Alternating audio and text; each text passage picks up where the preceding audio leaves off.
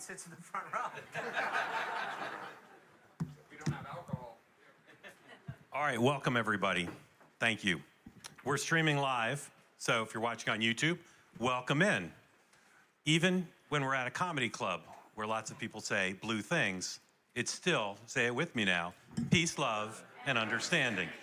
We're so grateful to all of you come. I normally start with jokes whenever I speak in public, but I'm gonna start serious. One of the miracles of two-way has been the community built. And we could do events like this anywhere in the country and we'd get a nice crowd. Maybe not the same average income as this group, but still a nice crowd.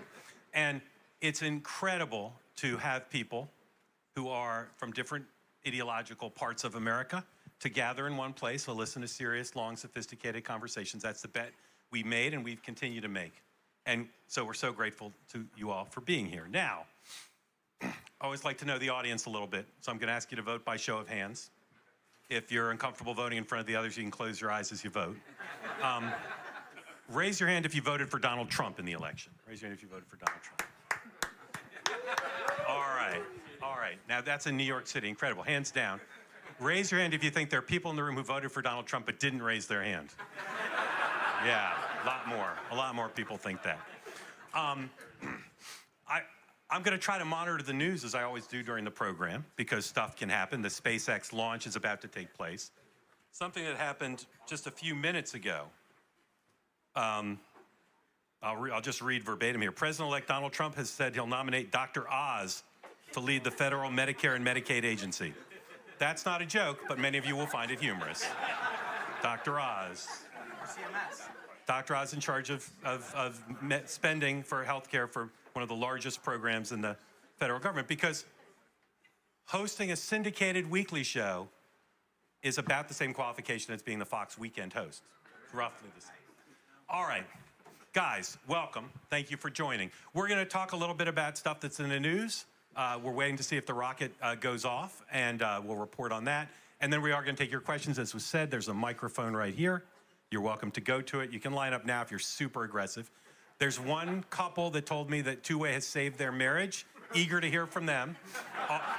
More responsibility than I normally would like to take on, but nonetheless would be interested to know how that happened. But when we get the Q&A portion, you can go to the question. This is being streamed live. There are cameras all over the room. Not unlike being in Mar-a-Lago, everything you do can be seen and heard by the Chinese. So this morning we talked about the cabinet, and we talked about the prospect that Mr. Lutnick, who was trying to Dick Cheney himself into Treasury, was going to end up at Commerce. That was announced today. But that's... Bravo, Mark. I can't remember who reported me. But it was quickly followed by others.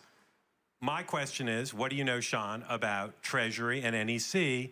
What is the status of those two slots? Nothing. I don't have that. I mean, I think, as we said earlier, education seems pretty much guaranteed to Linda if she wants it, Linda McMahon at this point. The NEC Treasury bout is still ongoing. Speaking of WWE, I think that's where that is right now. Dan, any ideas? No, they continue to not update me from the Trump White House. We're gonna get you on the list. Yes, I know Nancy Pelosi has ideas, but I don't think they want them right now. All right. I want to read you then something of interest to me, which is, does it get any more MAGA than Kimberly Guilfoyle? No. Okay? Here's what she tweeted today. Message to DC Republicans. You're in power because of President Trump. There's a MAGA mandate. No more business as usual. So, in this face-off between Senate Republicans and MAGA, particularly as it comes for the first several weeks now, it's going to be about confirmation, who will win? The swampy establishment Republicans or MAGA? Oh, MAGA wins every day of the week. Yeah, I mean, So you guys still think all 5 confirmations? Yeah, No, I do not. No. And so Dan's like, well, MAGA wins a little. You have to, until there's a reason they win. Right now, there's still not a reason to take anyone down. I still continue to think that, and I'm going to mispronounce this, hegseth is going to be a problem, because you have 2 wars going on. You know, the stuff in Ukraine is getting even more serious now. And I continue to say his one qualification seems to be that he was a Fox News host and he works with veterans, which is very admirable, but he's not trying to be the head of Veterans Affairs. And I think there are some Republicans, it's all fun and games except for at DOD. And I don't think the Democrats are going to take him down. I think there will be some in his own party, and the nomination gods get one. I don't know. I mean, look, the defense industrial complex may try to go after him, but he's a recipient of the Bronze Star twice, a veteran of Gitmo, Afghanistan, Iraq. You can't undermine his military service and his sacrifice. So they're going to have to come at it very differently, which is why you've now seen talk about the tattoos that he has as opposed to his qualifications. I don't think that they're going to get him on that. They're going to have to find something else if they're going to take him down. Show of hands again. You don't need to close your eyes. Who likes when I put Sean on the spot? Who likes that part of the show? Okay. Sean. Not Sean. Take away his Fox News hosting credentials. A guy with his lack of record of management, of his record in the military, it seems to me he wouldn't even be close to considered for the job. Yeah, but okay, and as I said on the show the other day, take away Dennis McDonough being White House Chief of Staff, and what business does he have running the VA right now? The guy is never served, he's never given a home mortgage or had VA health care. So he has no expertise in the jobs that the VA performs. He's never served, and yet no one had a problem with that. Pete Buttigieg oversaw 63 buses in South Dakota, South Bend, Indiana, and suddenly everyone goes, yeah, that guy's qualified. You're thinking they're not qualified doesn't make Hegseth qualified. No, I get it, but if we're going to judge Pete on a standard, at least the guy served in the military, which is more, I mean, Mayor Pete probably has never taken a bus, and yet we're going to make him the secretary. So I think the problem is suddenly qualifications matter, and if you're going to say they matter, you know that it's not just that Pete Hegseth was, yes, he came to Providence because of his appearances on Fox, but he's written books on the military. He's talked about the reform that's needed, the problems that exist right now in DEI training and lack of focus on mission readiness. So I think the people who have a problem with Pete Hegseth are largely people who are afraid about military contracting.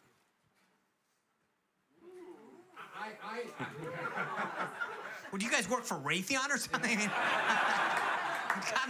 You gotta hope there's an exit back here. I just think that I get the not doing business as usual with every other department, and that's why I think if you're going to sacrifice kind of Gates or Hegseth, DOJ is one where there's just more anger and frustration. But I go back to there are two wars going on, and I just think to put someone in charge who's going to go after DEI, I don't know if that's, again, I think Republicans, some of them will say, I don't know. Look, I sat in the briefings with Trump in the Situation Room, in the tank, over in the Pentagon. He is tired of getting status quo reports from the Pentagon and saying, well, we'll just do this, but maybe a little less or a little more. He wants real substantial change, and Hegseth is willing to bring it. That's the bottom line, and I respectfully think that we're undermining Pete's service to the country when we talk about, all he wants to do is DEI. He understands the reforms that are needed and the challenges that we face. He may not be the most qualified because he didn't rise to a flag level, but he has served all over. I mean, I told this story before, I think, when President Trump at one point wanted to understand Afghanistan, he brought in a ton of the enlisted soldiers and sailors and sat them around the Roosevelt Room and said, tell me about the mission that we're performing. Do you think that we're accomplishing it? Did you feel? He wanted to know from the ground what was happening. Pete's been on the ground in Iraq, in Afghanistan, in Gitmo. He understands what's happening. Now, you may disagree with whether or not that's the right change that we need or the right perspective, but I will tell you, not every flag officer has a full sense of what's going on the ground. And maybe it's time that we had a different view of what we needed to be doing and focusing on. All right, so these are all the people who don't work for Raytheon. I've been multitasking while I've been listening extremely closely to everything Sean and Dan have said. I'm watching cable news here. Little quiz for everybody. We're glad we're entertaining you. Little quiz. Which network during the successful launch of SpaceX, whatever it is, 6, was showing former CIA Director John Brennan talking about whether Tulsi Gabbard is a Russian asset? Was it A, Fox News Channel, or B, MSNBC? What was B?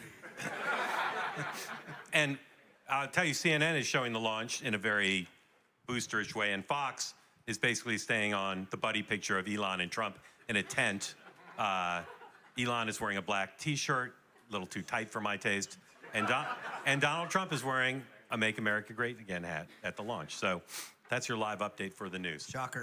We're going to go to your questions soon. So if you'd like to ask a question, please go to the mic, because tonight's really more about getting questions from you all. You can ask about anything you want. You can ask about the details of the implementation of the Affordable Care Act, or what Sean knows about Melania and Donald Trump's marriage. Whichever you prefer, either is fine with us. Our only rule during the Q&A, and the three of us feel pretty strongly about this, your questions have to be in the form of true, false. So feel free to line up, but only true, false.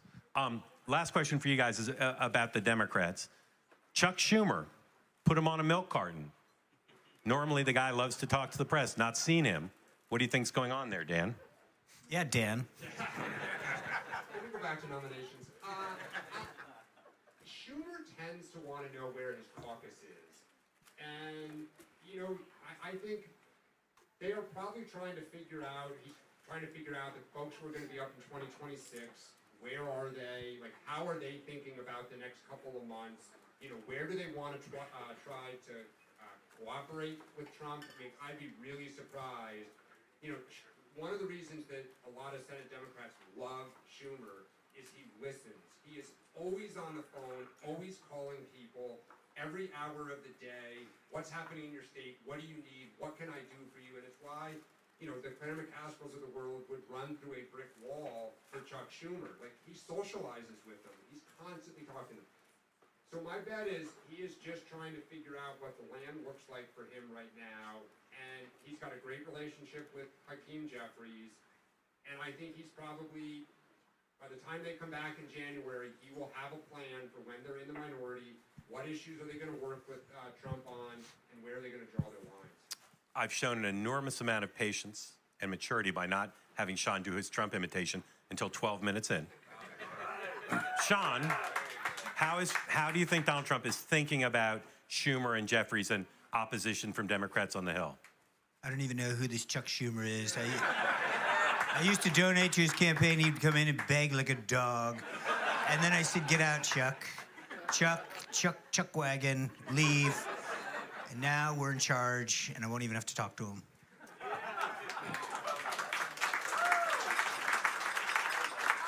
I won't say keep your day job, I'll say keep your morning job. Is there anybody at the mic? Yes. There are. I can't It's out see the 'cause of bright lights. Did you know that Prince has played on this stage? Fun fact. And now, Dan Turrentine. Sir, question. Yes, so I actually have a YouTube channel that's called Mike Impressions and Reviews, and that actually was a very good impression, Sean. Thank you. That means a lot from you.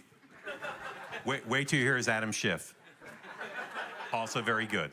And obviously I voted for Kamala Harris, you can tell right now. So the things, I have two questions. The first question has to do with the 2024 election, and then the second question has to do with the 2028 election. Brilliant outline of your questions. Now do the questions. Okay, so the thing is I noticed is I think a lot of voters focus on the president as like the big main event, and they don't focus on all the other races on their ballot. So I've been looking at the results, and I've been noticing a big difference between president and Senate. And why I think, you know, with Trump, he was comfortable as far as winning a lot of these swing states, but for the senators, it wasn't.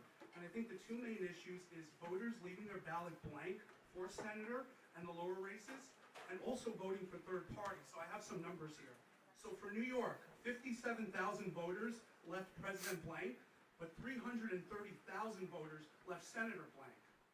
And now as far as the swing states, when it comes to, you know, the blank voting, there's a lot of that in the swing states, but the issue also is with third parties, that voters were more likely to vote for a third party candidate for Senate compared to president. So I'll just run through some quick numbers. So for Pennsylvania, for the president, third party got 34,000 votes. But in Pennsylvania, for the third party for Senate, 90,000 votes, 67,000 Let's stipulate you're more handsome Nate Silver, Okay. and you've got the data. What's your question number one on that stuff? Okay, so my question is, what can we do as far as with the down ballot? Yeah. And trying to educate more voters that not just focus on president, to focus on the Senate, the Right. state legislature, the Congress. Great. Fill out everything. We got- Also, if we yeah. do some research, why in a lot of the swing states, voters were more willing to vote for the third party Yep. candidate for Senate compared to third party for president. That's more a doctoral dissertation than a true-false question, but these guys will handle it. What's your second question? Okay, the second question has to do with the 2028 election. So I wanted to have my Democrat strategist hat. I wanted to be like Yeah. Dan. And I was thinking, if you're the Democrats, what's the smartest thing you could do? Who's the smartest candidate that can be the Democratic nominee in 2028? How can you beat the Republicans at their own game? And I thought about it. You know what they should do? They should have a billionaire businessman who is a reality TV show host. That's right, Mark Cuban, 2028.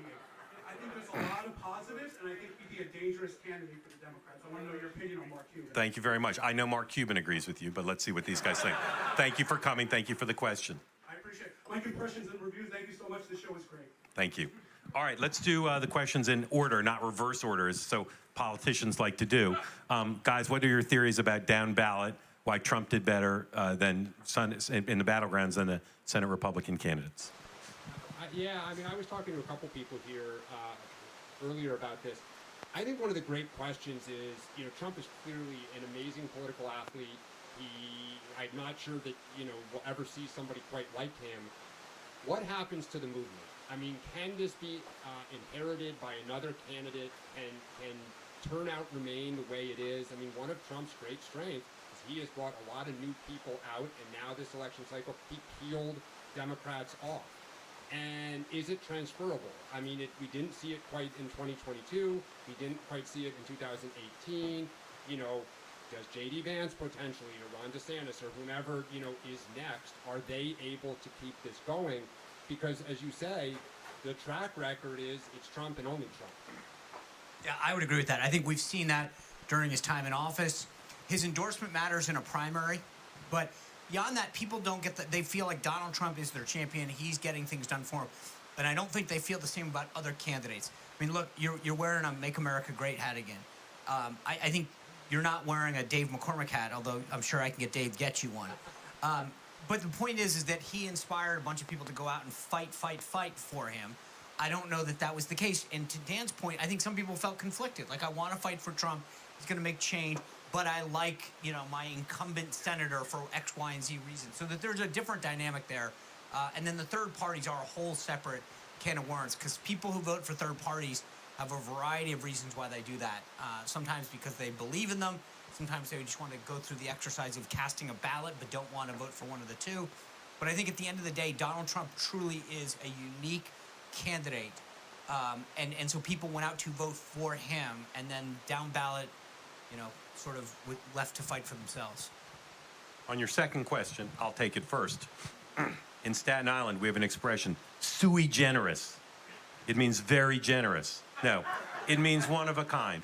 And all these billionaires or celebrities who think what Donald Trump did was a function of being a celebrity are, I'd say, 8% correct.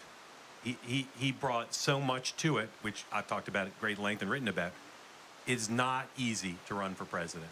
And somebody like Mark Cuban, who demonstrated in the final days of the campaign, not just a lack of message discipline, but lack of understanding of the news cycle. I think it's easy to point to celebrities and billionaires and say they could do what Trump did.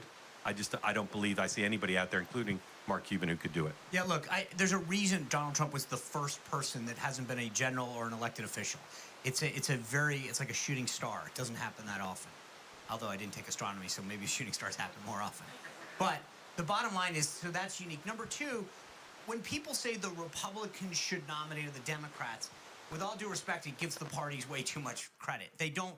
The party. This isn't the 1960s anymore with smoke-filled rooms. They don't have that power. So if Cuban wants to run, and we've seen these before, especially with billionaires, they have this sense of that they know the system better, that they've got an ego that sometimes gets in the way. Politics is retail, and that's something that Trump's uniqueness, because he is the businesses that he was in, he understood people. He interacted with blue-collar workers, and he could speak their language.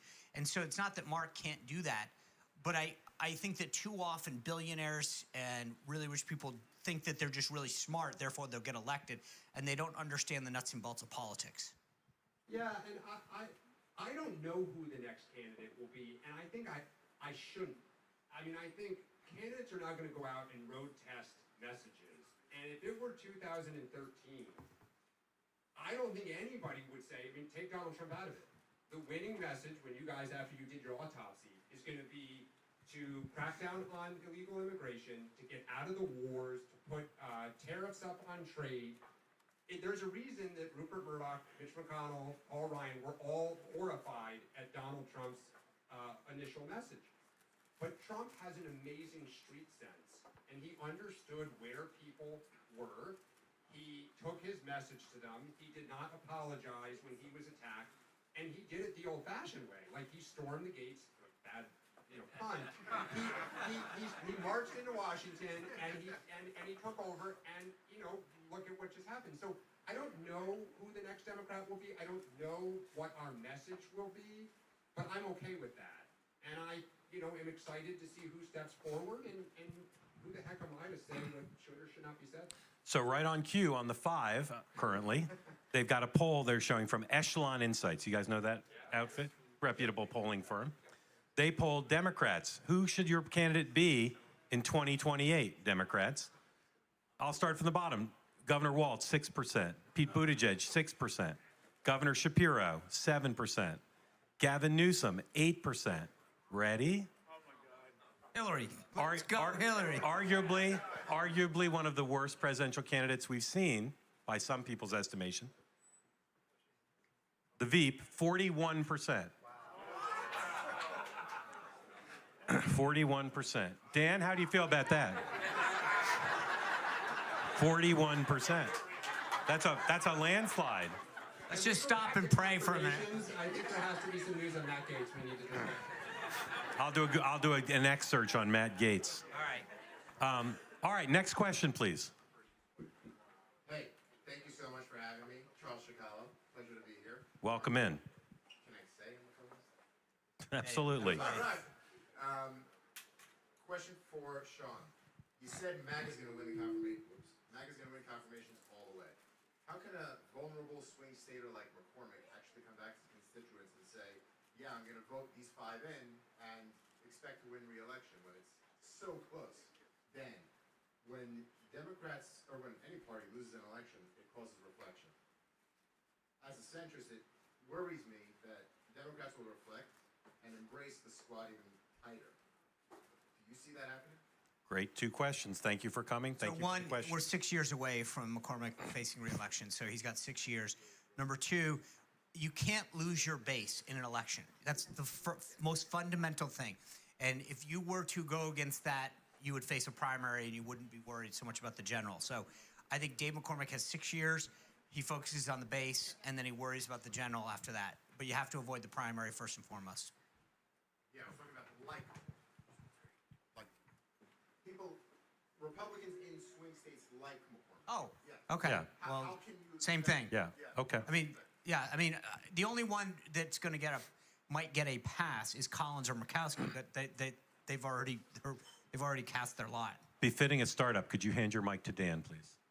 Dan, use that mic. Thank you very much. Typical Democrat. Yes, exactly. Everything's breaking down these days. I think that,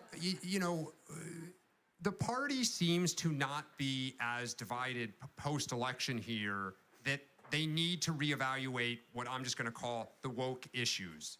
If you follow AOC or some of the more progressive elements of the party, like on X, let's say, you don't see, we have to protect transgender athletes. What you see is, we're going to fight for abortion rights.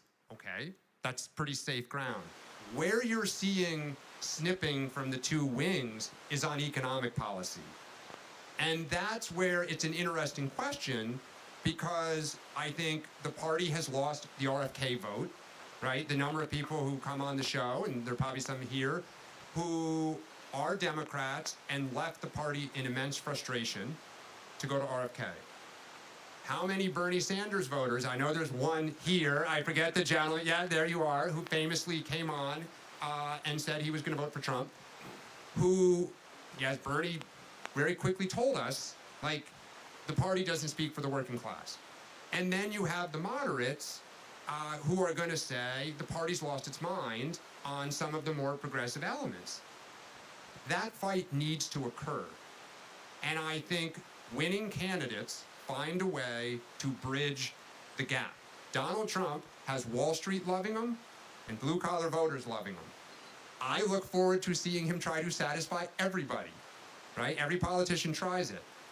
But the party needs to have this fight, and candidates need to put new ideas forward on the issues of the day. And it will be messy. It should be messy. And we'll come out of it, hopefully, with a good message. All right, first quiz question of the night, all based on X. I'm going to read a quote to you from a Democratic senator. If you know who it is, shout it out. This Democratic senator commented tonight on whether he would support Dr. Oz to head CMS, running Medicare and Medicaid. Here we go. I'm not going to do an imitation. No hard feelings or anything. I'd have a beer with the dude. Whatever. That's the game. John Batterman. That was Is not it a the no. syntax? What made it so obvious? Some combination of word choice and syntax. I think whatever and the dude was probably the giveaway. Yeah, but All right, well done. Bravo. but Fetterman said about, who was it, like hell no right away. And he didn't say no. It's interesting. All right. Bernie Moreno, senator-elect from Ohio. I may have missed the confirmation hearings and the very thoughtful advise and consent. He announced tonight he's supporting Matt Gaetz, Tulsi Gabbard, Pete Hegseth, and Bobby Kennedy for confirmation. Well done. Not Kristi Noem? Not Kristi Noem. Way to take the job seriously. Next question. Hi, I'm Constantine. Welcome. Hello. I voted here in New York. I voted Libertarian, but I dislike Trump a little less than I dislike Kamala. Mainly due to Neither of them will be pleased to hear that. mainly due to foreign policy. It seems to me the Democrats didn't do very well on that front the past 4 years. Two major wars started and escalated, and it seemed to me maybe Trump would be able to do something better on that front. Since he's also he seems to be more prone to negotiate. But it also seems to me that nominations he speaks are quite inconsistent. I don't know too many things about them, but some of them seem a little populist, and some others seem a little more genuinely want to de-escalate things. So Let me say about Matt Gaetz. If you were at the airport and you need to use the men's room, would you say to him, would you watch my luggage? I don't think. No. Okay. Not a good sign. So my question is to Sean and Mark. Which of the, with that inconsistency, which of the two do you think is going to prevail? The more hawkish or the more de-escalation? Great question. Thank you very much for coming and for the question. Dan first, maybe Sean, and please share the mic. I thought he asked you to. I think he's actually more dovish. I think it's one of the great misunderstandings of Trump is I think he talks really tough because he's a New Yorker, and being the dominant alpha male and kind of a bully is his MO. I don't say that to be snarky. Like, it's good politics. I don't think he's very comfortable with war. I don't think he would be very comfortable if the country got, if he could drop the bomb and it was over in 24 hours and he could come on cable news the next day and be like, we won. But if it got messy and Americans were dying and he had to go to Dover Air Force Base and greet parents with coffins, he doesn't seem comfortable with that. And I think that's, it's an open question. So, you could read that two ways, right? That he will seek peace. He will be very hesitant to go to war, and think that's probably good for, for the country. But if push came to shove, I'm curious. Yeah, look, I dealt with him enough that I know that at the end of the day, he does not want to see people hurt or injured, especially women and children. I mentioned that on the earlier program about the interaction that we had with respect to Syria.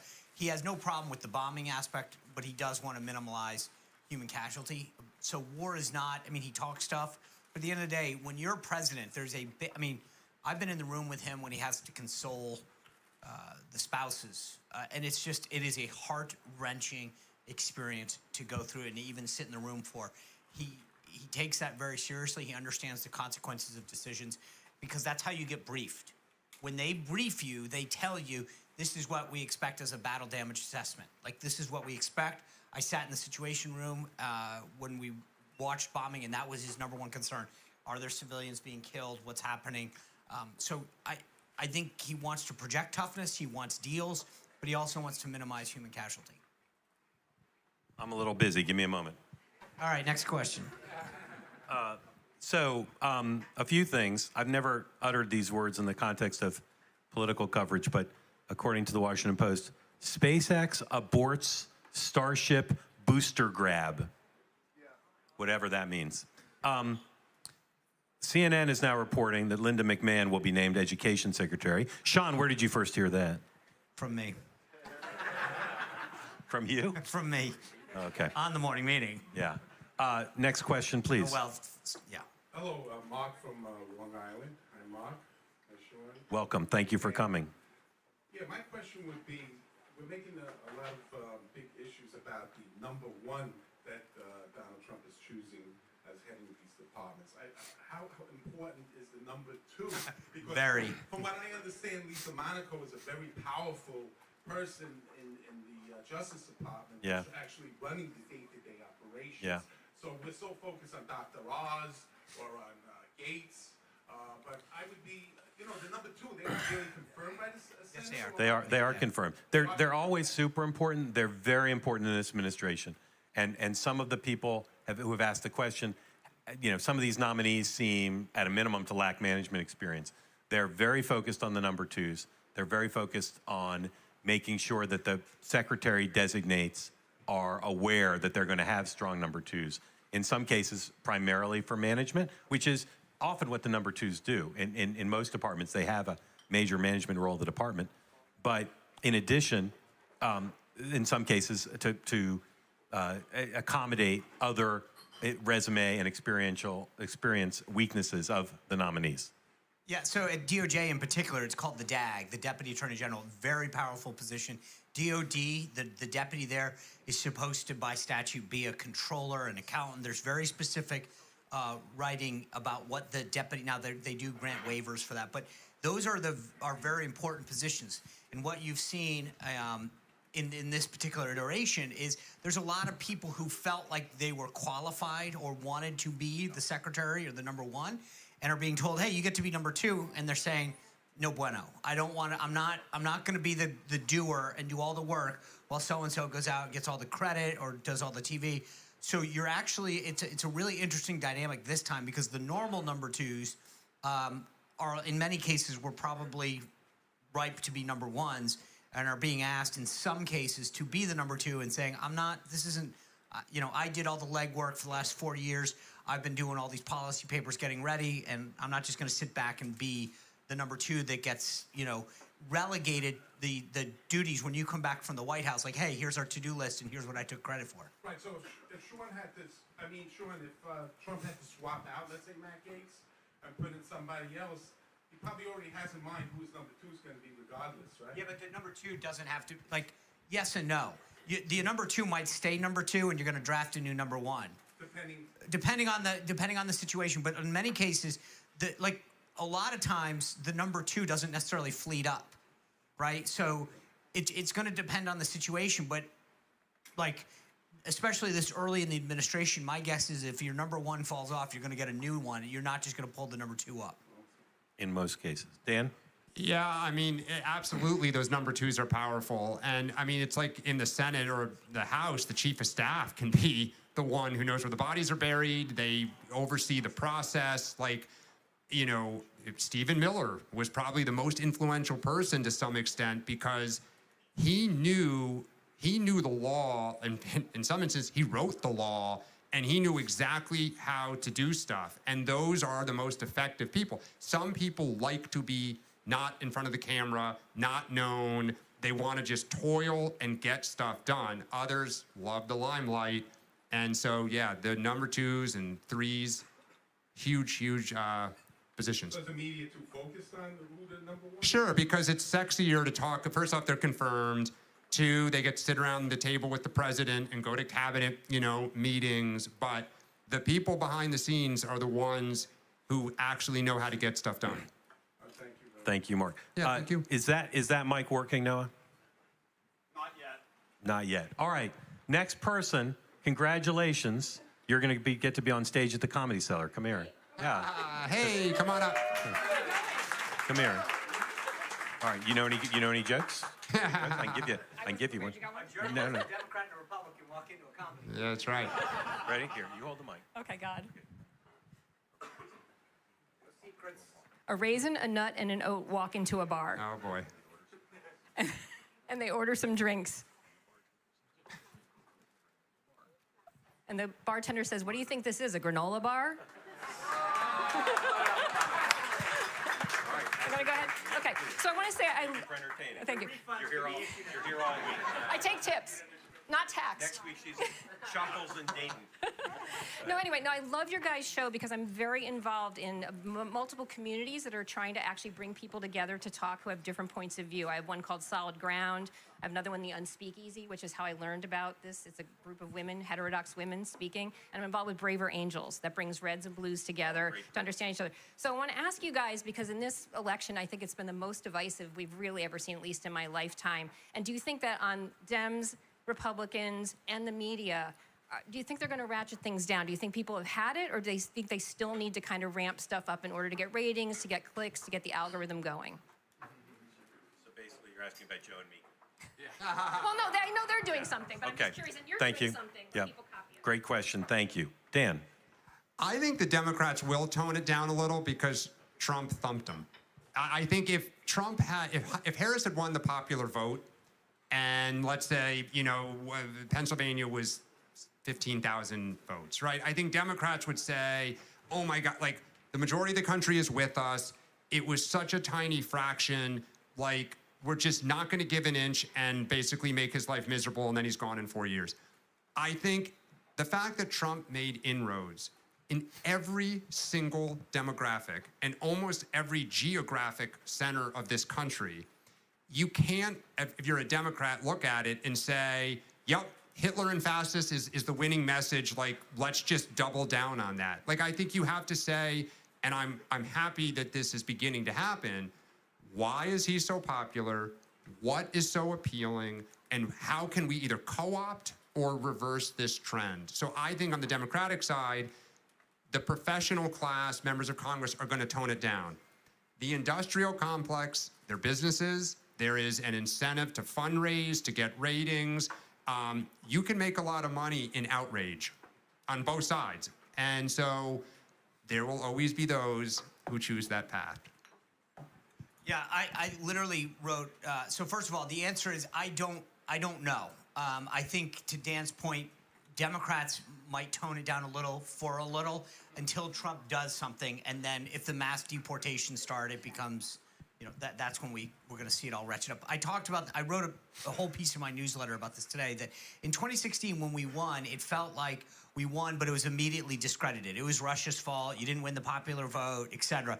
This time, the weight of that victory, popular vote, 312 electoral votes, gains with blacks, Hispanics, with women, young men in particular, like it made it so much New York.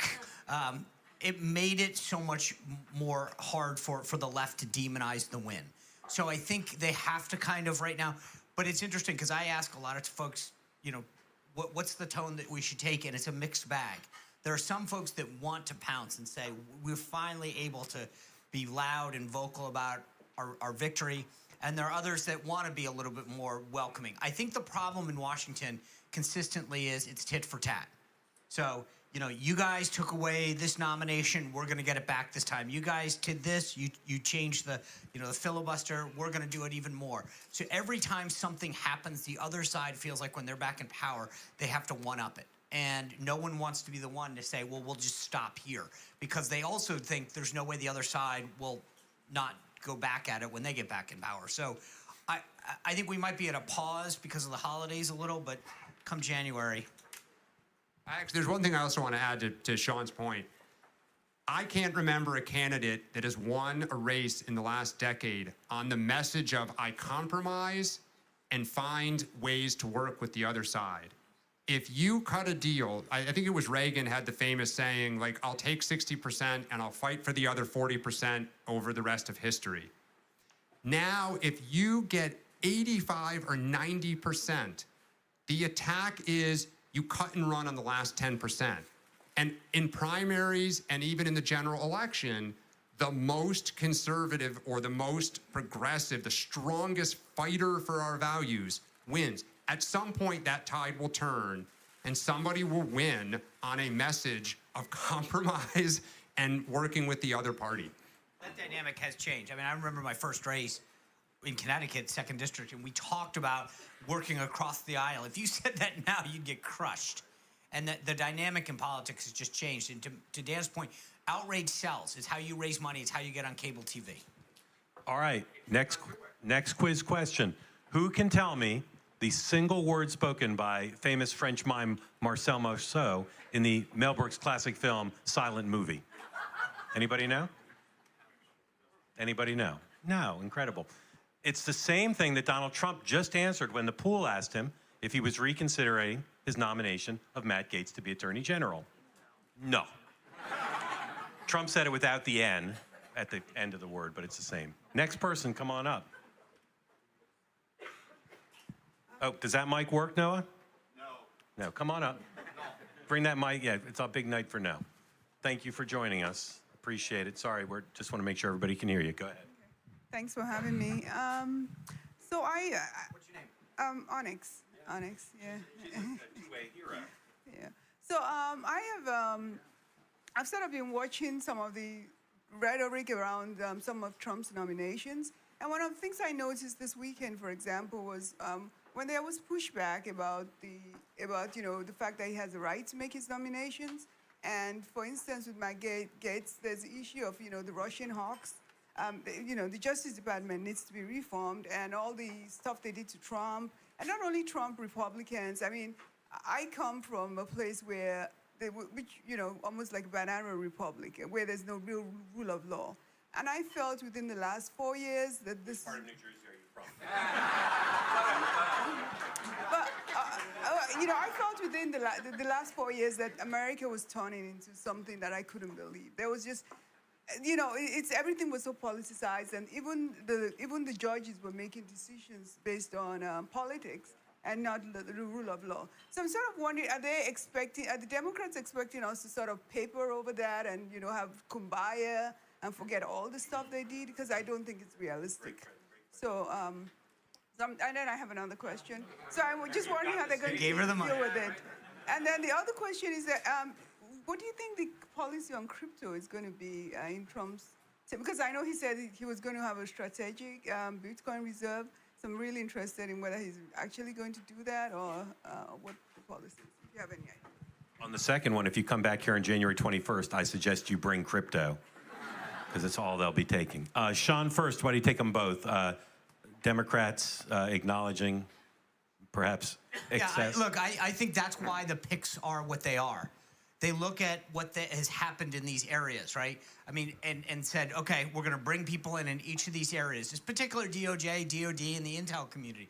That's where the real focus is, because of the abuses that people on the right have seen. They're saying, great, then let's go in, shake things up, business as usual is over.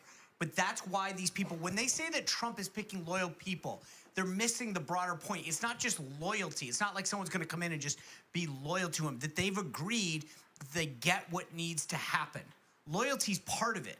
But at the end of the day, it's about a mindset that says, are you willing to come in, break some glass, change business as usual, especially in those key areas, DOJ, Intel, DOD. That's what's going to happen. And I think you're going to see RFK do that, especially in the pharma, NIH, CDC area as well.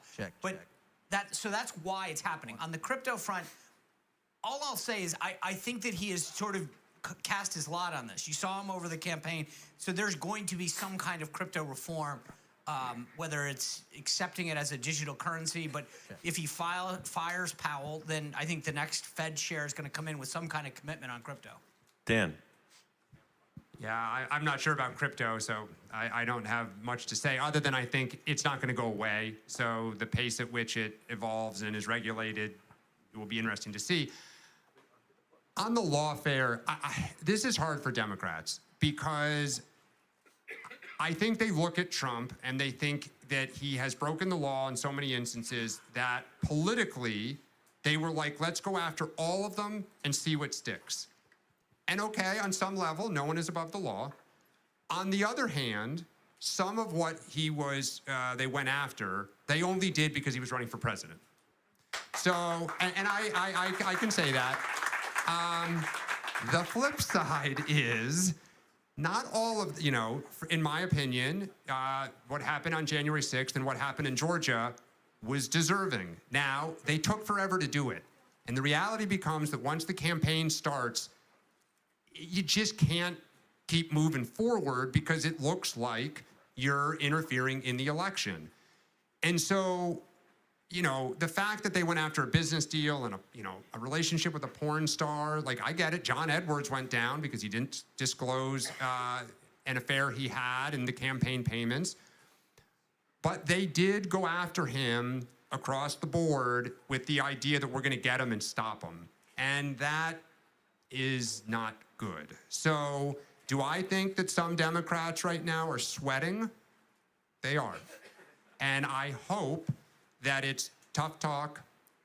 Maybe they sweat a little bit, but everyone kind of stands down. But I get the Republican outrage. Like the fact that he didn't put all the papers back when he left the White House, I get it. But like, you don't go after someone like the way they did.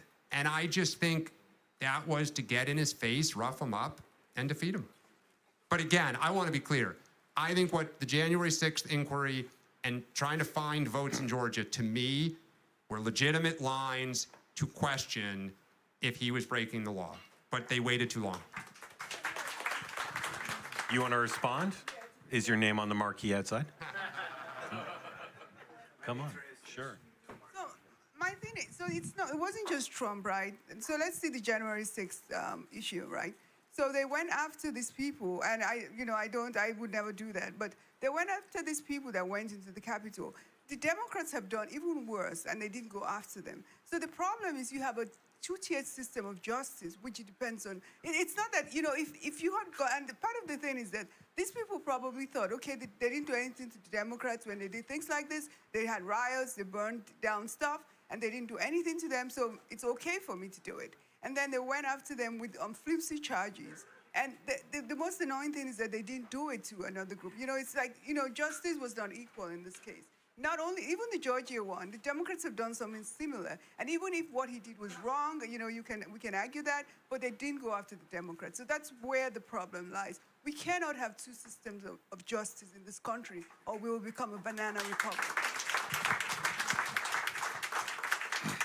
All I'll say is, despite the rise of MAGA in Manhattan, I'm very glad regarding your safety for peace, love, and understanding, because I heard some murmurs on this side of the room. Thank you for that. Is anybody have a question, a Harris voter? Because once again, we're having our normal problem. Come on up, please. Come on. Yay! Here we go. Thank you for coming. All right, ask away. I actually wrote my notes when I was in line. Well done. So, full disclosure, I voted a straight Democratic ticket in this election, but I consider myself a very middle-of-the-road voter, regularly choosing country over party. But as a woman, as a victim of sexual assault, and as a member of the LGBT community, how am I supposed to make peace with Project 2025? And I just put together a few statistics that I'd like to talk to you about, because I want I want to understand, because I don't want discourse. I want to understand how I can make peace with this and move forward with the next 4 years of my life, because the decision has been made. So I want to make the best of that. But per the Advocate, Project 2025's mandate for leadership is a 900-page document that for LGBT Americans primarily ends our protections, but also calls for erasure of LGBT inclusive language throughout federal agencies, such as terms sexual orientation, gender identity, diversity, equity, inclusion, and gender equality. The document states that they would dismantle the Affordable Care Act's protections against sex discrimination in healthcare. They would reverse the 2024 Title IX rule, depriving LGBT students of non-discrimination protections in K through 12, colleges, and universities that get federal funding. It would gut LGBT workplace discrimination protections under Title VII, limiting them to just hiring and firing decisions. Furthermore, it calls for programs that promote families comprised of a married mother, father, and their children, and treats other families as threats to a healthy society. They'd make it easier for LGBT people to be turned away or discriminated against, including weaponizing and contorting religious refusals and free speech rights. I am well aware that the fact that I, as a straight presenting woman, I mean, did any of you think I was gay? Surprise! I am more fortunate than most in my community, but I am at a complete loss, even as a middle-of-the-road voter. So many people that I love and care about dearly don't have the luxury. They call what I am, they call me a ninja, because I can choose when I reveal it and when I don't. And so many people don't have that luxury when they're completely, LGBT presenting. How am I supposed to make peace with things that are going to potentially damage me and people I love and put us at risk? I want to make peace with it, but how do I do it?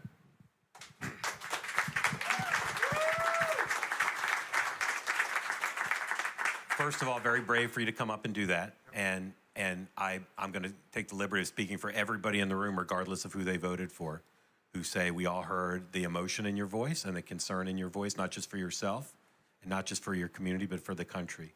And we're going to address it in great length, but thank you for doing that. So, first of all, Donald Trump doesn't support Project 2025. There are parts of it that agree with what he supports, but you shouldn't be concerned that everything in Project 2025 is either part of his agenda or something that he'll try to pass. And I believe, based on talking to him about these issues for a long time, and Sean will address this with more authority, that he's a big believer in equal rights and equal protection, and has many friends who are part of your community, and understands the importance of both policy and symbolism. So I'm not telling you not to be worried at all, but I'm telling you, you don't need to be as concerned, I think, as your question suggests, and as the list you read suggested, okay? That's my start. I'll turn it to Sean and then Dan to address it as well. Thank you. Go ahead. Sorry, and I'm not getting controversial. I'm just saying, as a cisgender male, straight, I'm presuming. I don't know what you do, but I'm thinking. I'm getting the gist. I think it's we have a different bar of what is safe and what is not safe. And for me, it's just highly, highly concerning. And, I feel blessed to live. I'm like not on this microphone. I feel blessed to live in the bubble that is New York City, but I'm from North Carolina. And I just spent 3 weeks in North Carolina leading up to the election, and it was a very different thing. And I worry for the people of my community who live there, because I know I am blessed to live in this bubble, and not everyone is. So that's just... I will say, I present pretty much as I am, but I will say that one of the greatest developments in America over the course of my career covering politics is you can say what you just said, both about me and about your concerns, pretty much anywhere in America, and you'll be accepted and applauded and appreciated. That's a huge change from 20, 30 years ago. And I'm not so naive as to think it could be absolutely anywhere, but no one in this room was uncomfortable with what you said. People in this room were concerned about what you said and concerned for you, but no one... Because I present the way that I present? Well, no, but we'll do another show next week and we'll have someone come in, do the exact same thing. And I'll shave my head. yeah, present differently. Let's let Sean address it, but thank you again. Sean. Yeah, so first of all, let me start with thank you for coming and sharing. I think that's the beautiful thing about this platform, this audience, why you guys, and so thank everybody for coming out tonight, first and foremost. And this is why what we've been able to do is so great, because we can have disagreements on policy and have a civil discussion, which is not where I think a lot of the country is all the time. So that's what's nice, aside from the chat with the Mark comments on. That's number one. Number two, on Project 2025, we've talked about this on the show. Both sides, meaning the think tanks on both sides, do this every cycle. And I guarantee you the Brookings Institute and the Center for American Progress probably both came up with things. We just sucked at branding theirs, and they did a really good job of branding it. This is what they do. They come up with a bunch of ideas every cycle and put it out there and say, hey, here's a bunch of things you could do, right? It's a bunch of authors on a bunch of subjects that put it through. Doesn't mean the administration is going to take it or not. Some of it they will, some of it they won't. So that's what you need to understand about Project 2025. That's the goal, and both sides do it to help their side be ready with policies. And it's a bunch of ideas. Sometimes you take part of it, sometimes you take it all, sometimes you take none of it. To Mark's point, if you look at who Donald Trump has associated with over the years, who he brought and associated with in his cabinet and in his staff last cycle, I think he has shown to be a fairly friendly guy when it comes to the LGBTQ community, more than any other Republican in my lifetime, at least. And at the end of the day, the last thing I'd say is, look, there's a difference between feeling comfortable, which is part of what we need. I think that's what you were asking about, right? And the bottom line is that there are policies that each side advocates for an election. There are things that Kamala Harris would have enacted that I would have found, horrible on a variety of things. But that's why we have elections. And so as much as I don't want you to ever feel unsafe in this country about policies, there are things that are going to happen to each of us, pro and con. And there are trainings that I have seen done in the government that I think are ridiculous. But at the end of the day, those are the consequences of an election, right? So they got to get all of the stuff that they wanted in last 4 years, and now the Republicans are going to be able to do, enact their policies. And if you find it horrible, then campaign against them and try to change it. But that's the beauty of the country. We won. We're going to enact policies that I think address the concerns that the voters that we appeal to need to get taken care of. Now, hopefully that is something that doesn't make you feel uncomfortable at the end of the day, but there's going to be policies that I think the pendulum is going to swing back a little the other way, especially on social and cultural issues. I don't mind to be uncomfortable. I just want to be safe. I get it, but and I think that's the difference, is that making sure that no one feels unsafe has got to be a priority of every American. But there's a difference between, I will say, as a conservative, I think that the pendulum swung way far the other way the last 4 years, where I started to feel uncomfortable about a lot of the stuff that I was forced to say or do or be canceled about. So it does, that's the beauty of the elections, is it swings. And I think it's going to swing back to a much more reasonable place as far as we see it. While Sean hands the microphone to Dan, I will say that my biggest concern for your safety now is the number of people who are going to want to hug you from the two-way community tonight to express their support. So, Dan. Well, there's a reason I kept, Sean, you were looking that way. I was like putting my hand out ready for the microphone. I talked about the party questioning kind of how it handles woke issues as something that is causing trouble. I can give you some really good news. There's no ambiguity on this issue for the Democratic Party. They will fight for gay rights tooth and nail. Like, I have goosebumps. Like, it fires me up that they're going to try to come after gay rights. Now, what they put in government documents about what you're supposed to say, or that, I think, to Sean's point, but on the macro issue of gay marriage, of healthcare protections, look, Trump won by this much in 16. He lost by this much in 16. He won by maybe this much in 24. I think that if they truly try to go after gay rights on a macro level, they will lose in the midterms and they will lose in the general election of 2028. Because I believe that the majority of the country it's kind of a little libertarian. Like, what you do, who you're with, I think it's the same thing on marijuana. Like, kind of leave it alone. But I can tell you the Democratic Party will fight like hell on this issue. They will. Okay. Thank you for the question. I'll be lining up for hugs. Well, and I'll just, this is just a little, funny aside.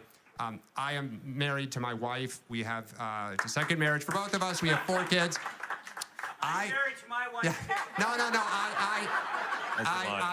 I tell this story. I tell this because when I first joined the show, Mark gave me some advice. He's like, humanize yourself a little. Like, show them a little bit of your personality. So I was out with my wife on our first date night after I went on the show. And I said, hon, let's take a selfie. And I'm going to put up that we're on a date. You know, this is like Americana. And I put up the picture of the 2 of us. And I put the phone down, as one should when they're on a date with their wife, to eat dinner. And I pick it up. And there are all these texts from our kids, because 3 of them are on social media. They go, Dan, everyone thinks you're gay. And I was like, not that there's anything wrong with that, right? But I am not. But the number of people who were on X were like, you're straight? I was like, so. It's the 32-inch waist that's the giveaway. I will just say that the big difference, though, is that when my wife, who I'm married to as well, when I went out on date night, because someone had said when we got married that would keep our marriage going. They said, make sure you have date night. I didn't realize at the time that meant I had to go with her. And she got really mad because I said, yeah, tomorrow's date night. I'm really excited. All right, that's a joke. Yeah. I'm just auditioning for the... Yeah. All right, it's 6 o'clock Eastern time. You think we're ending? We're not. I hope everybody's pleased with that. I didn't hear tumultuous applause. We've been asked to go a little bit longer. It's not for our Netflix special. We're shooting that next week, but we will go a little longer. One announcement, 2-way tonight, tomorrow night, our guests are Richie Torres, the congressman from New York, as part of our Deep Future series. And then at 6:30, halfway through the show, as what our schedule is, Ann Seltzer will join us again on 2-way to talk about her poll. My friend Ann, who did an interview with us the Sunday before the election about her poll, is coming back, and there'll be slides and reasoned 2-way discussion and the presumption of grace and the peace, love, and understanding and all the things we normally do. Tune in for that. It might be a world exclusive for all I know. So you can watch that. And then on Friday, Ed Goaz and Celinda Lake, 2 of the best pollsters in America, along with Ann, are going to be on. They've got a new poll about America and unity that you'll be interested in. So please join us on Wednesday and Friday. You might ask who's on Thursday. I've asked the same question. Don't know. Next question, please. Come on up.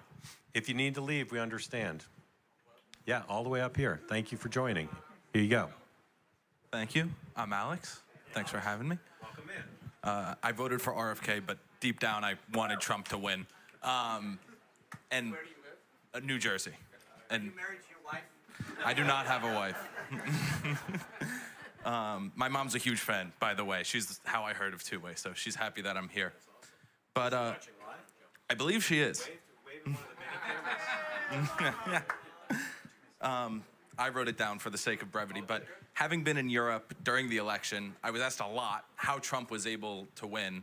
And for me, the big thing, as a guy that wrote in Andrew Yang in 2020, is how the Democrats have wrapped everything in progressive ideology. So, like, I don't think you're racist if you think voters need ID, or transphobic if you're concerned about your daughter playing soccer against a biological male, or sexist if you think abortion is a state issue. You have a Wall Street Journal column? No. But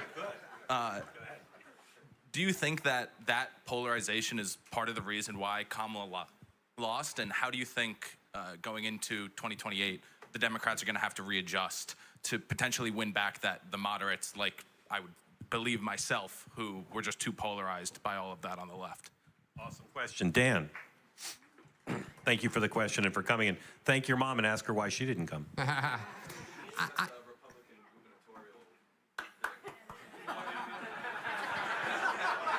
Whatever.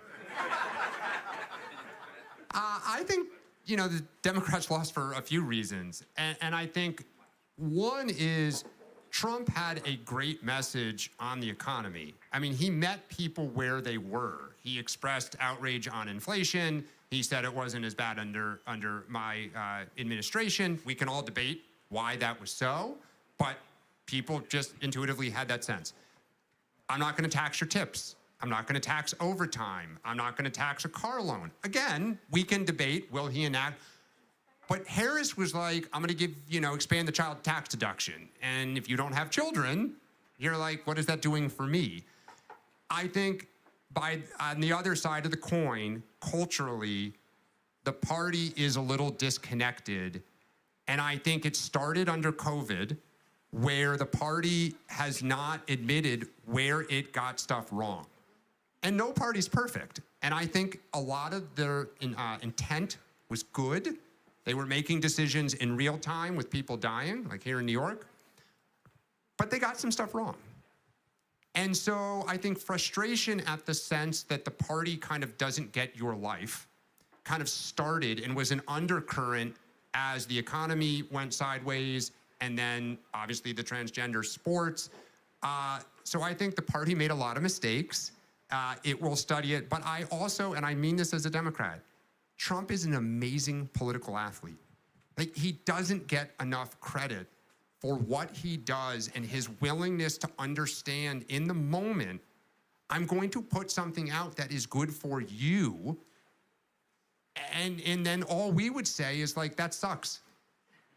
And by the way, Harris turned around and said, I want tax tips too. So, I mean, it's a problem. Yeah, I mean, look, it's a problem. Thank you. The bottom line is, I always say to politicians, it's like calling the cable repairman, right? If the cable guy comes to your house and says, here's all the problems, like, look, you're going, I don't care. I pay you. Fix it, right? Get it back on. And that's the thing with politicians. If they come to you with a bunch of excuses, you go, fine. If you won't fix it, I'll get somebody else who will. And that's the thing, is that Trump came and said, I will fix it. I've got a plan. I'll do all these things. And you may not have to believe it, but that's the same thing in sales. Someone comes to you and says, don't worry about that. That's broken. I can put you in a new one right now. It's much better. It's cheaper. I got to do it. You go, all right, I'm in. And that was the difference, is that Kamala started to say stuff, as I mentioned on the program, when inflation's a problem for most people, when they go into the grocery store and 5, 6, 7 items are costing them $99, and her answer is, I'm going to go after price gouging and landlords. It's like, are you kidding me? That's not the problem. And there was just a disconnect between, I think, what people were feeling and what she was saying. And Trump gave them what they were feeling. All right, quiz time. Who's the tweeter or Xer? Ready? Here we go. Very excited. This is from 1 minute ago. Very excited that my friend at Dr. Oz has agreed to run CMS. Thank you, at Real Donald Trump, for this outstanding nomination. Welcome, Dr. Oz, to the Avengers. Let's make America healthy again. Excellent, very well-informed group. I would have hoped you would have got it off the Avengers part, but still well done. And it is accompanied by a spectacular photo of Dr. Oz, Bobby Kennedy, and Mrs. Oz. Sir. Thank you. Come on up. Next question. I can't see. I can't see a thing. Let's see, yeah. It's like an all-star game. Welcome. Not everybody's going to know who you are, so please introduce yourself. But thanks for coming, man. Absolutely. Hi, everybody. My name is Shannon. And can we just give them a hand clap for this great show? Woo! Yes, Upper West Side by way of Williamsburg, by way of so many other places. Yes, absolutely. Where do I begin? Well, hold on a sec. Does everybody know his story here for a second? He worked for Bernie Sanders twice. Right? Yes, that's correct. You were a delegate for Bernie Sanders. In 2020. In 2020. Yes. And you voted for and you voted for who? In 2024? I voted for Donald Trump. Yes. I have my shirt underneath here, but I couldn't wear it on the street. That a long, strange trip. Yeah. Yes, exactly. You have a lot of blue on with some red underneath there. Briefly, why you went from being a Sanders supporter? Yeah, basically, I try to tell people that, it's strange how the parties have realigned. I could be absolutely wrong, but just from what I've seen, I'm just an average Joe, I guess. Basically, I feel like with being anti-war, why I supported Bernie, and anti-free trade, there was just a number of things, and I felt like in 2016 that Bernie and Trump were to the left of Hillary Clinton on some issues, And at that point, I didn't really, support him. I think like most young men, I knew him from like Vince McMahon days, speaking of Linda McMahon. And, but, I didn't vote for him. I was 18, so of course I was going to vote for Bernie Sanders. Who else was there to vote for? But, yeah, I voted for Hillary. I voted for Biden. And, I bit the bullet. I was very upset at all the shenanigans and all that. And, yeah, I just saw that, Avengers team, and I just said, with Tulsi and, I know I'm beating a dead horse because I said it a month ago, but, with Tulsi and... It's like greatest hits. This is good. Yes, yeah. I'm singing all the hits tonight. Yes, yeah. And RFK and everybody else, I just said, I have to make a tough decision. And I also want to say, I am the B in the LGBT, and I don't know where the young lady is, but I know a number of people in the community that have voted for Donald Trump. Not many, but about 4 to 6, and, yeah, it's a lot. It's a lot of us, And so, yeah, exactly. So I just wanted to say that I understand the concern, and if you were to pull me to the side 7 months ago and say that I was going to vote for Donald Trump, I would have rather bought the Verrazano Bridge. But yeah, I just wanted to say. If you want a hug, there's a sign-up list. Yes, absolutely. And I don't want to take too long. I just want to say a couple of things. I've only cried a couple of times as an adult, and I just want to, if Megyn Kelly is seeing this, I just want to thank her for interviewing Tara Reid. I know that's a totally separate thing, but I just felt like that made me very emotional, even as a man, and you talk about, sexual, misconduct and things of that nature, And so, yeah, if Megyn Kelly is anywhere, just please tell her thank you 1,000%, because she was the only one that stood up and said something and interviewed her. And I guess my question has nothing to do with LGBT or anything like that. I'm just curious. I'm just throwing a few names around. I don't know how to articulate the question, but Jerome Powell and Elon Musk and Vivek Ramaswamy, how is that all going to work out? What's going on with that? I don't really understand it. And I'm trying to understand, OMB and all those things. And, is there going to be a conflict? Because I know that they're not, I don't think Elon's going to be a government employee. So I don't know. I'm just reading a lot in the Times. And so, yeah. So I'm going to throw it to Sean, but I'll just start by saying that the basic building block is to consider Elon Musk like a less stable Kim Jong-un. If you start there, it all starts to make sense. All right, thank you for coming. Great to see you, man. Really appreciate it. Hey, thanks. Sean. All right, let's start with the easy. Jerome Powell will be fired in all likelihood and be replaced. So that one's easy. On the Vivek and Elon Doge effort, look, this is going to be interesting to see how it goes. Washington fights back. The swamp is strong. There are people that their lifeblood depends on getting paid, on these contracts, on the inefficiency of government. But I think that it's a good start. If you want to talk about real threats to this country, the debt that we have piled up is a real threat to this country. And so this should be a bipartisan effort. And if these guys can actually do this right, and what I mean by that is simple cells, and go in and explain to people, this is duplicative, this is inefficient, and get bipartisan support for it, that should work. If they start going esoteric and make this about formulas and changing, eliminating entire departments, it's going to be a lot harder of a sell right out of the gate.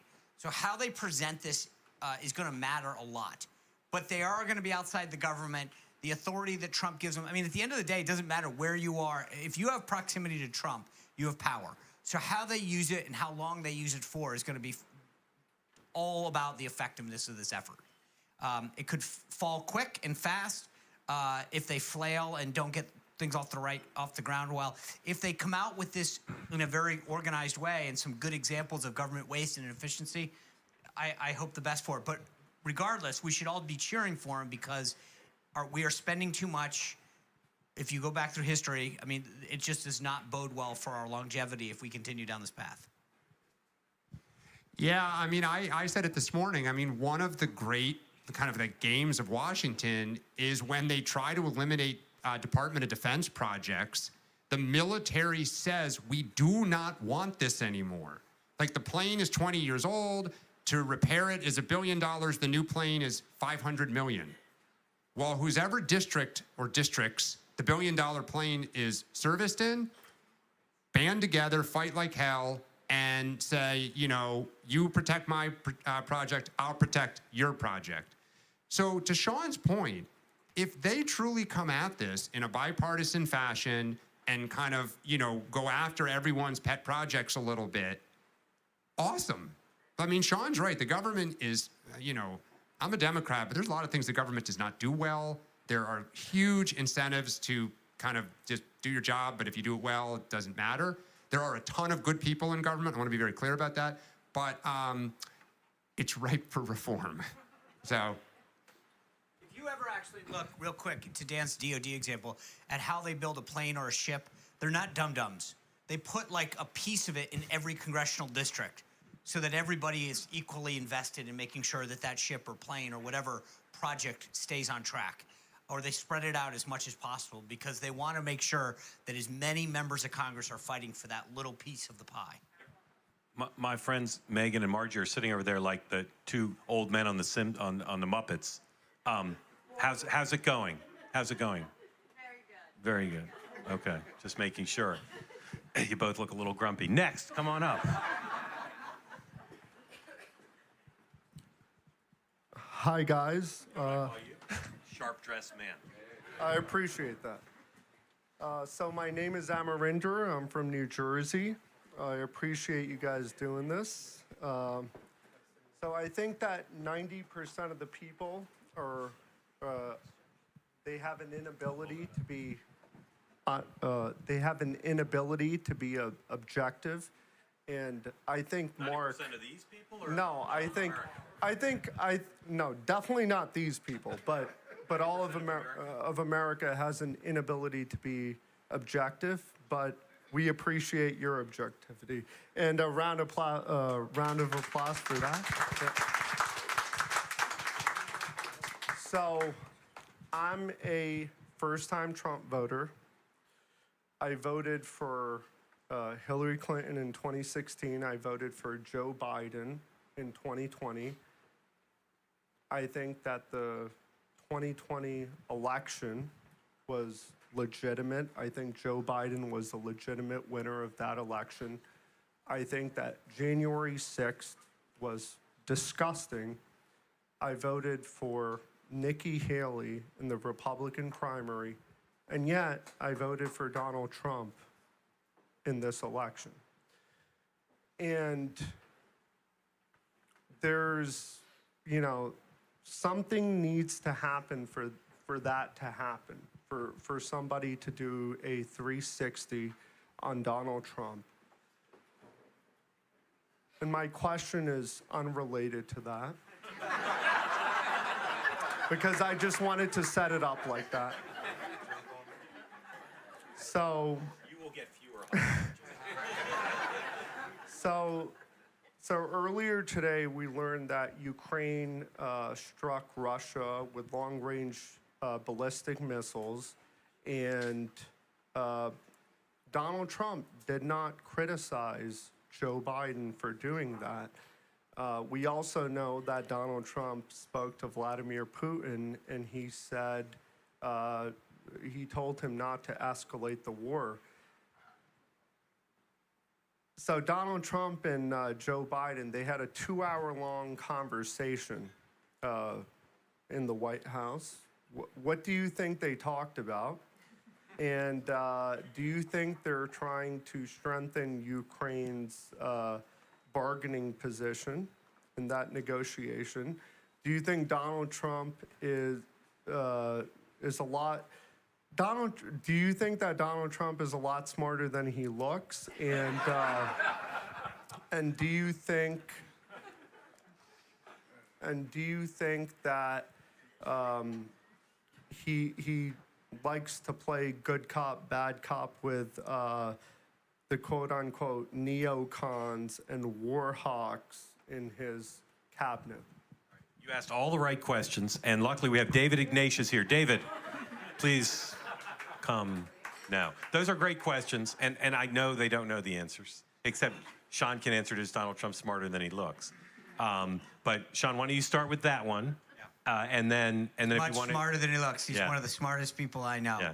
Are you watching, sir? Do either of you have anything? Do either of you have anything on those they're great questions, but you'd have to be a really well-sourced person to know. At the end of the day, Donald Trump, more than anything else, is wants to be a deal maker. And my guess is that he listened to a lot of what Joe Biden had to say about the status of the war, and is trying to figure out a way to de-escalate this thing and to end it.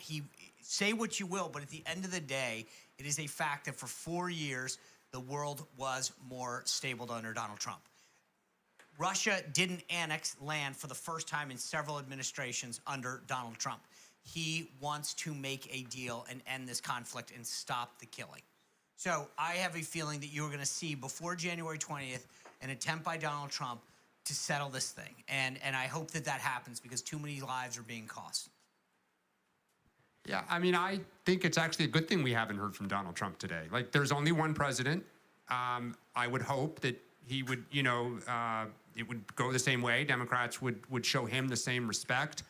I would imagine that Joe Biden treated the meeting with the utmost respect, that he briefed him on all of the things that's keeping him up at night, which I think is, what Obama did for Trump. Now, Trump will make his own decisions about that in due time, as he should. He's won the election. But I would be more worried if Joe Biden said we're going left with Ukraine, so to speak, and Trump came out and said, oh, no, we're going right. That is not good for the world and our safety anywhere. So Don Jr. and others may tweet and ask some questions, but I actually think Trump is showing remarkable discipline. All right. We have always said the two ways when we have conversations like this, it's not supposed to just be about talking about the media, even though lots of people are interested in the media. We're going to close with Sean and Dan commenting on a story that is breaking. I know some of you think I'm kidding. I'm not. Ready? New York Times. Comcast is moving forward with a spin-off of its NBC Universal cable channels, including MSNBC. Sean, what do you think of that? If I were Joe and Mika, I'd be on LinkedIn right now, updating that resume.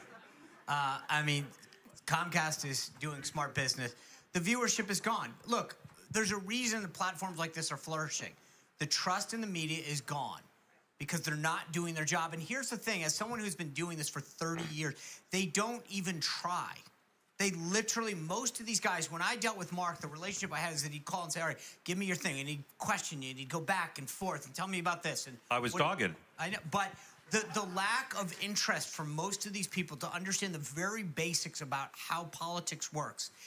They call, hey, can I get a quote on X? Well, don't you want to know the background? No, I need to file a quick story. There is a lack of interest in understanding that exists within the press corps. It's horrible. And for all these people who like to talk about democracy dying in darkness and all this stuff, they don't do much for the industry. And I think this is exactly why. And so I hope the best for Mika and Joe.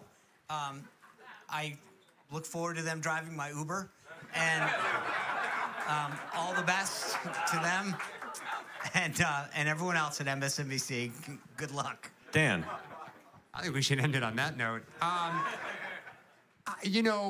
Before I came up here, I would watch the show every day, and I would read what Mark wrote. And I always knew there was some bias just from my time in politics. And, I, as a Democrat, was always like, Fox News is so biased, like, gosh darn it. But listening, to both Sean and Mark and some of the more stark examples they've given off air, it's a problem. I mean, my eyes have been opened over the course of this year from you guys to how bad it is. And I think that, as you say, MSNBC has been on a lonely island here, and they're struggling. This is a cable issue. This is a linear TV issue a little bit. And, where they go from here, be very, very interesting. And I think it's one of the great things about this platform. I mean, I told someone tonight, I love sports.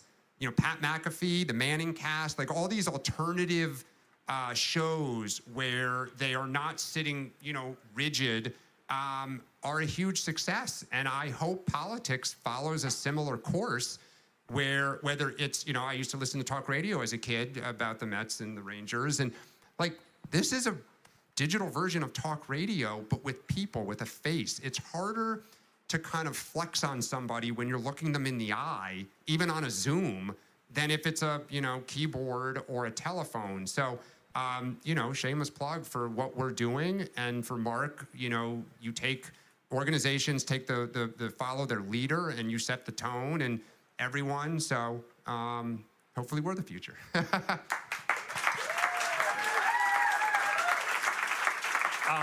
We couldn't be more grateful to you all, not just for coming tonight, but for being part of the two-way community. It's so important to us that it is a diverse group and that it represents all of America, and you heard some of that tonight. But we're going to continue to build. We are going to do things besides politics, but politics is always going to be core to what I do and to what these guys do, what the platform does.